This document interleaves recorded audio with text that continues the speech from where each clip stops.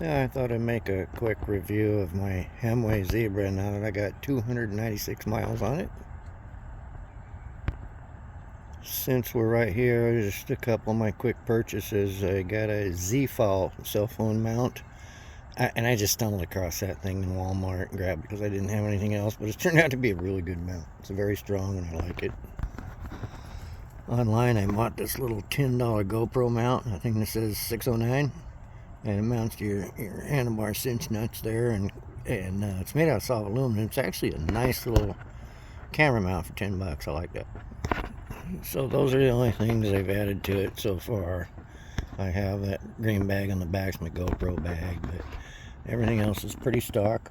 It is a Himiway Zebra, and I did a lot of research. I was looking at these for about a year, and of course, in the course of a year with electronics, things change, and in the last month or so when I was finally going to make a purchase, I had seen the Himiway Cruiser, and I stumbled across the Zebra and the Cobra, and we're looking at those two. And basically due to a couple of things, I like the 750 watt motor, and I got my air quotes going here in my fingers, and the long battery life. I went ahead and purchased. So it's according to the manufacturer, and never believe anything anybody tells you anyway. It has a 60 to 80 mile range. Now, like I said, I got 200 plus miles on it. I've done a real serious ride, throttle only, hard as I could go, about 42 miles. I did another ride, pedal assist, just trying to be real light, pedal assist number 2, very, very little throttle, 48 miles on that one. So I'm sure there's some way to get 60 to 80 miles out of it, but I don't think you can do it in an average daily ride. 45 miles is probably about all you want to rely on. It also has some other stats. It's got a 20 amp battery, which is pretty good. That's one of the things I was looking at. Wanted 48 volts, 20 amp battery. I wanted a 750 watt motor. So that was kind of my basis for where I was going. Several of the things that I looked at are pretty much common amongst all the other, fat tire cruisers, as they call them. Call this one a mountain bike, but you need more torque going uphill.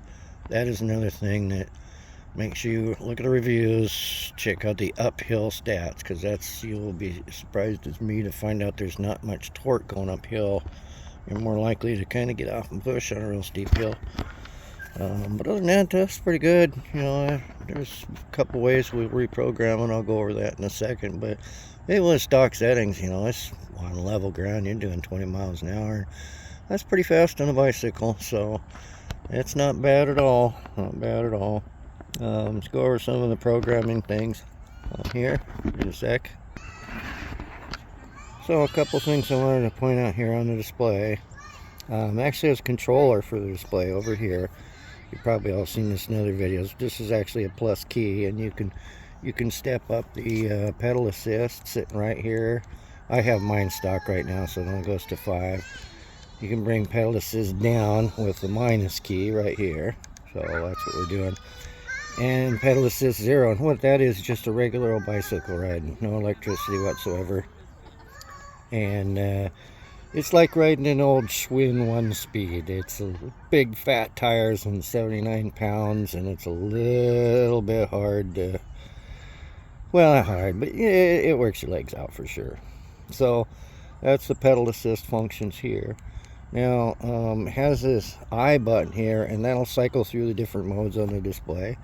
And so here it puts it into trip mode, and I just reset that before I came down to the park. So and then as you can see, there's how many ride minutes I've gone, and again, the park's right around the corner from my house.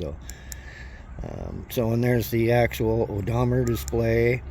There's a maximum speed I've gone since I've turned it on, and I just now turned it on. No, that's why the ride minutes are 0 too. I just turned it off and back on. So the average speed since we last turned it on, and then just the general display here, as you can see. So that's all the main functions. It's got a Shimano 7-speed. I'll show that here in just a second. As you can see, it's just like a regular bicycle in that respect. You can see the extra gears and so forth. I didn't realize this when I bought it, but that gears have actually nothing to do with the electronics in it. It's for when you're riding it like a regular bicycle. Without electronics, you can shift through those gears. Or you can make your pedal assist ride a little bit tougher with those gears too, I guess. I haven't tried that because I bought it because it's an electric bike and that's what I wanted. It's a class 3, and so you have pedal assist and you have throttle only. And so I'm going to tip it up on the kickstand so my back tire's not touching the ground. But this is the throttle right here, half twist, what they call a half throttle. This is a grip, doesn't move, and then the throttle moves. So you can see my speedometer. Again, I'm on my kickstand and back tire up so it's not hitting the ground. And another thing I want to demonstrate, as soon as you touch the brake, you can see not only does it hit the brake, it kills the electronics. And it does that for pedal assist too. Something you kind of need. Pedal assist is a cadence sensor, not a motion sensor. So it senses you going around, and you need to pedal almost a full revolution to get it started. Then also, once you let off the pedals, it continues to go for what would be at least another full revolution. So if you're coming up to a stop, you got to think ahead to let off the pedals a little bit. But once you get that part figured out, it's not too bad. Some people reprogram that. There are some settings you can do to reprogram the amount of power per pedal assist setting. And yeah, I don't really want to go in there that too much. You can also set the maximum speed up to 25, and by law here it's 20 on the road. I just don't want to chance it personally. Now, as far as problems, I have not had any real problems yet. I've experienced a couple of minor things, what I'll call minor. I did have an error code 25, and I looked it up, and it says your brake failure or you turn while you're hitting the brake. Well, I think I was hauling and I hit the brake when I turned and caused that to happen, but no big deal. It cleared itself. Let's see, the tail light quit working a couple of times now, actually. But again, you power it off with this control button over here. So if you hold this down for 3 to 5 seconds, it powers down, right? Or if you hold it again for 3 to 5 seconds, it'll power right up. You cycle the power on that, and that did away with those errors that I was seeing. So as frustrating as it is, well, what the heck, they did clear themselves. Another issue I have, this battery indicator right here. I charged it up fully and took off on a test ride to see how far I could go, and I had about a 50-mile round trip lined up. I got to about mile 25, being as conservative as I possibly could, trying to squeeze the best amount of battery I have got out of there. And about mile post 25, I still hadn't dropped a segment on the battery, and I knew that was too good to be true. So I figured there's probably something wrong with the battery indicator. And I got down about mile 48, I actually ran out of battery. So I was a little shocked at that one. I looked things up online, and it says if you do a factory reset, it should clear that. So I did a factory reset. Unfortunately, I did it after I charged it, so I couldn't tell when I went for a ride. And about 12 miles into my next ride, I dropped a segment on the battery and then dropped it again. And like I said, my 45-mile ride was pretty sweet. I knew exactly, well, not exactly, I didn't trust the battery indicator anymore, but I knew kind of how much I had in there and where I was going with it. One of the first things I had to figure out how to do is reset the trip odometer. So I'm going to show you how to do that right now. We'll put it in trip odometer view mode, if you will.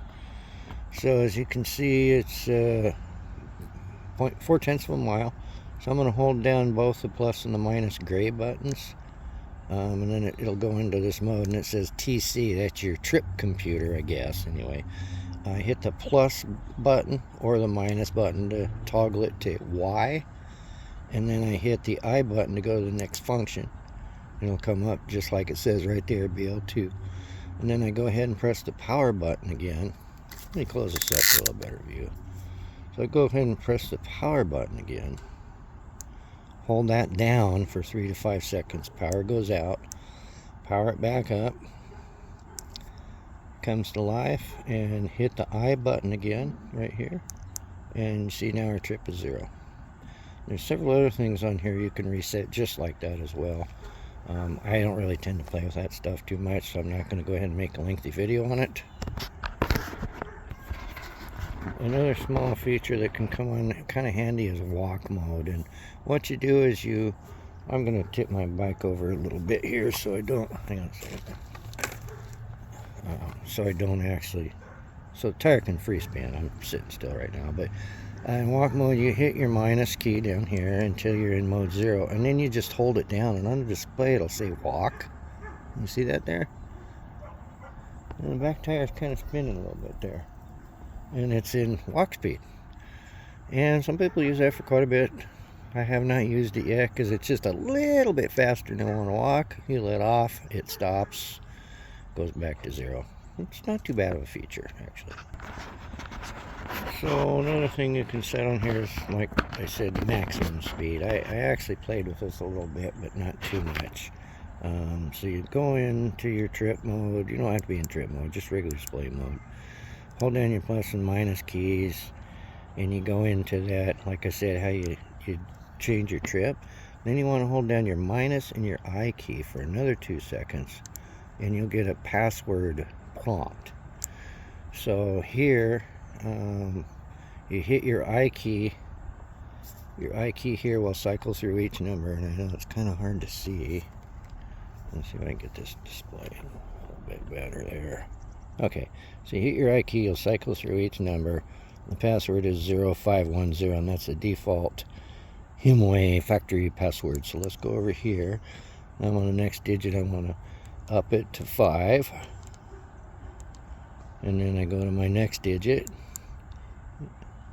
and I want to up it to 1. And then go to my next digit, and I leave that alone. And then I hold down the I key when I'm done, and it'll put me into programming mode. No, oh, it didn't. So let me see what I did here wrong. Okay, let me try to see if we can get it in this. So we go into minus and I, and we get into there. Oh, now we're factory default reset there. Let me turn this off and back on.